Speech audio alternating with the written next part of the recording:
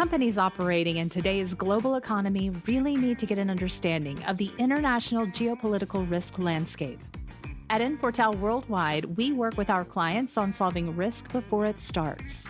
Welcome to the Riskology podcast, where we're looking at managing business risk globally and really understanding the geopolitical risk landscape. Hello, and welcome back to another episode of Riskology by Infortal, where we unpack the worlds of intelligence, risk, economics, and business, and put that in conjunction with politics to help you understand your bottom line. So it's been kind of a crazy couple of weeks. We've had elections in the UK. We've had elections in France. We had an attempted assassination in the US. We've had a debate. There's quite a lot going on if you're looking at Western elections, and quite a bit's happened. So, Chris, let's start with the UK. Were there any surprises there?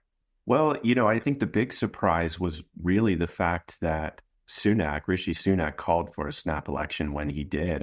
His back was against the wall. I think you could see the political tides shifting, but the fact that he actually went for essentially a Hail Mary and calling a snap election was pretty surprising. And I know a lot of people will always remember that press conference that he gave, standing out in the rain, perfect English weather. And it really was just kind of a bizarre situation that I think encapsulates a bizarre election season as we've been discussing so far. Yeah, I remember Sunak's press conference. It really looked like a breakup scene from a movie. Yes, it was a very British situation. And so now we have Labour who's taken the reins, and it's a significant change in terms of the past 15 or so years. But again, we can look at the politics behind what's going on, but I think looking at the mechanics is actually important when you think about Europe from an American standpoint, because the fact that you can call snap elections, I think shows that you really do need to keep a stronger pulse on the political situation to understand how things can change rapidly, which, again, we had a similar situation in France. Yeah, so if you're an American listener, snap elections are kind of a foreign concept. The closest thing that we kind of have to that in the U.S. is maybe at the state level, where you have sort of a referendum or a ballot initiative that gets called in an off-year cycle. But otherwise, here, it's kind of like clockwork. You got an election that comes up. It doesn't matter if you're in the middle of World War II, a civil war, COVID. The election just keeps on rolling on, and it's kind of timed.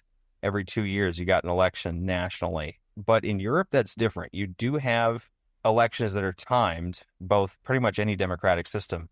But the difference is a lot of these systems, a lot of the constitutions of these countries allow for snap elections to be called. And that can change the composition of a parliament.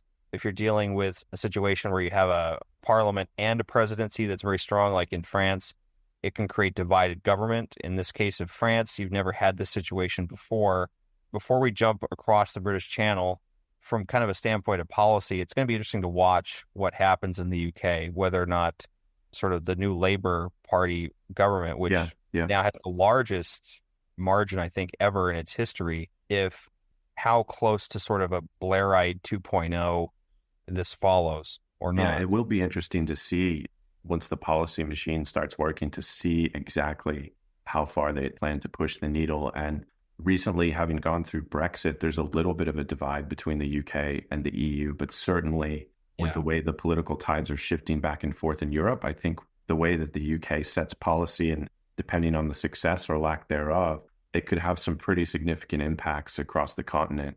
France is obviously battling pretty closely left and right, but Germany's also, having a sort of major shift in the way normal politics have looked in the past few years. So I think it will be interesting to see what happens policy-wise in the UK. Yeah, no, it's absolutely true. In France, the situation, it's a little dicier because, for one, you had an emerging sort of right-wing movement with National Rally, and Macron, at the last minute, sort of worked with the left-wing parties in France to basically withdraw candidates between the two elections, so that basically that changed the preferences. And what's happened is you have sort of three overlapping issues that I think put France in a very precarious situation. For the one, you had the National Rally, which was Marine Le Pen's right-wing party, get more percentage of votes than any other party, and it wound up with the fewest seats, which is surprising on the surface. But when you know how parliamentary systems work, it's not as surprising.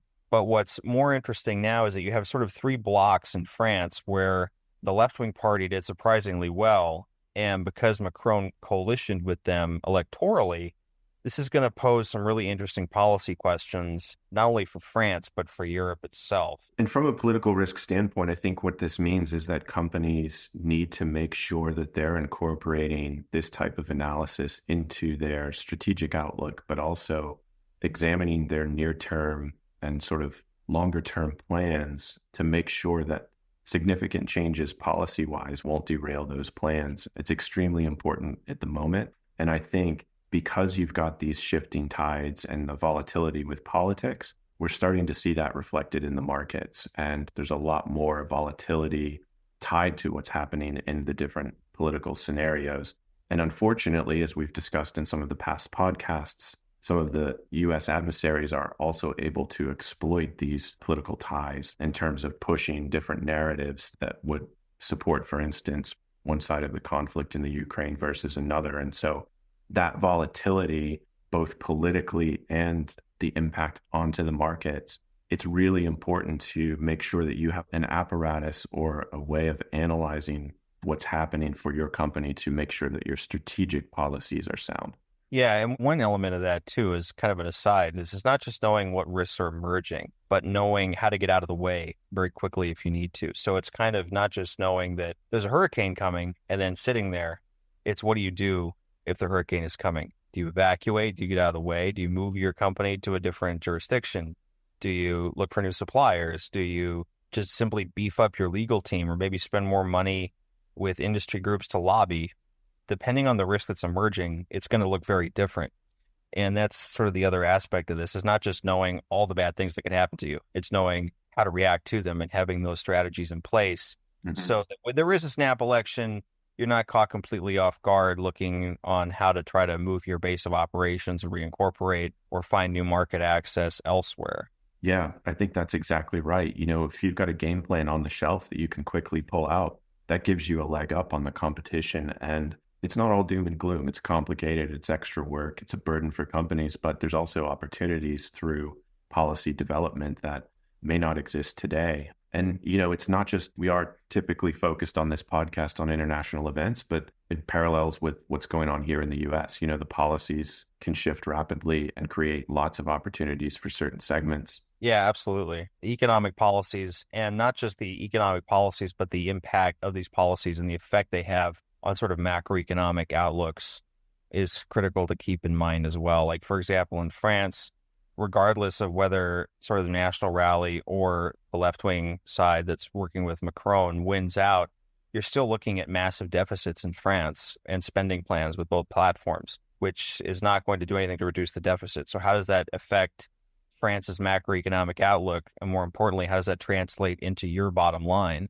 where regardless of who sits in the National Assembly or in the presidency in any country, how does that affect the macroeconomic outlook? And obviously that's going to vary depending on your industry, but in terms of jurisdiction or market access or consumer sentiment, these things can be quite profound. Right. It can be significantly impactful. The way that the elections and ultimately the policy looks in foreign countries can absolutely have an impact here. And circling back to the way you described it, Ian, it really starts with making an assessment and coming up with alternative or contingency plans, especially if your company has exposure to things like international shipping or major supplies coming in from overseas that could be subject to tariffs or sanctions. It's absolutely prudent that you have a game plan or multiple game plans in place. You know, I think the COVID era was an eye-opener for a lot of people who were like heavily exposed to logistics, but what we're starting to see now is a few layers down the supply chain. People are now growing more concerned about how the sanctions are impacting pricing or the quickness of supplies. Yeah, absolutely. Shifting gears a bit, do we want to talk about what happened over the past weekend? I think we have to. You know, it's one of the darkest days, I think, in politics in the U.S. in recent history, and it parallels, unfortunately, a lot of situations in the past, but some horrific imagery from just a few days ago.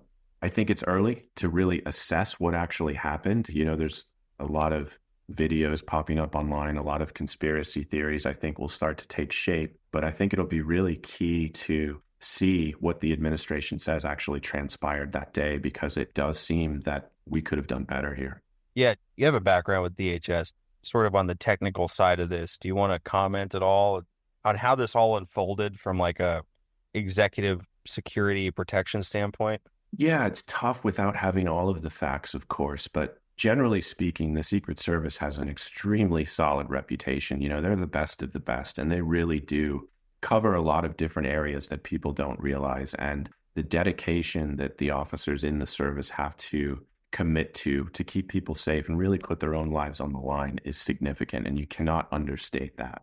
That being said, a lot of these operations are really dependent on the interplay between local enforcement and the Secret Service. And it'll be interesting to see how the communication looked in this event, because it looks like there was a breakdown. Again, it's very early and there's still a lot of facts that have not been disclosed, but clearly there was a breakdown here. And I would have to think, you know, from having worked within Homeland Security, that there will be a significant amount of scrutiny placed on security operations going forward. And I think that things will be locked down very tightly, no matter where the politicians are sitting going forward. So I think we'll see a lot more of a security presence. Unfortunately, I think that's also going to make things a little bit more tense. You know, when you have more security at the events and surrounding the president, it's unfortunate because it does create more of a tense atmosphere. But I think going forward, based on what we just saw a few days ago, that'll be the case. Here's kind of a question, because I'm kind of curious,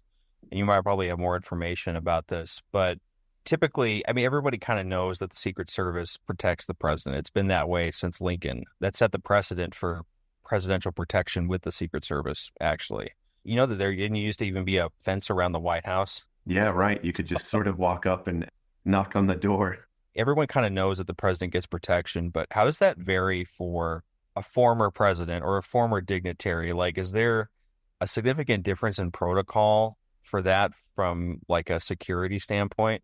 Yeah, no, this is interesting, right? Because we do have a former president who has skipped a term and is now running for office again. And so typically the candidates running for president will get coverage. They'll get a security detail, full team, a significant team, and a lot of it involves behind the scenes undercover work that you're not necessarily even going to notice a presence there. But the fact that he's a former president, his detail is significant to begin with. Now that the election season has kicked off, there should be no doubt that he has a team in place that's completely capable of getting the job done.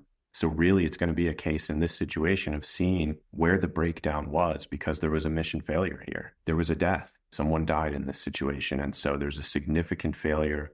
But knowing that the dedication of the workforce at Homeland Security, and particularly with Secret Service, I know that they will take this seriously.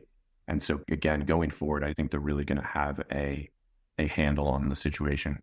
It'll be interesting to see going forward. It highlights, in terms of the election season, we thought it was going to be action-packed. We thought it was going to be eventful. So far, the election cycle is living up to the hype, good and bad. So again, we're going to check in along the way on elections, both here in the United States and abroad. Really, the focus in terms of the services that we provide for companies is taking a look at your potential risk exposure depending on what can happen in the election cycles. And so that is something that's manageable depending on where you sit within the supply chain. For an example, you can really break down the impact of potential policy decisions and really outcomes of elections, how that would impact your future planning.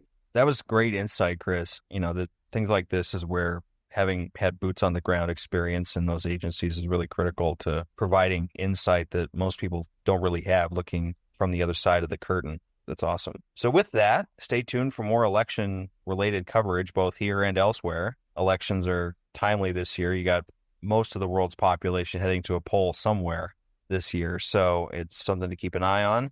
And that and other topics are going to be forthcoming. So stay tuned. See you next time.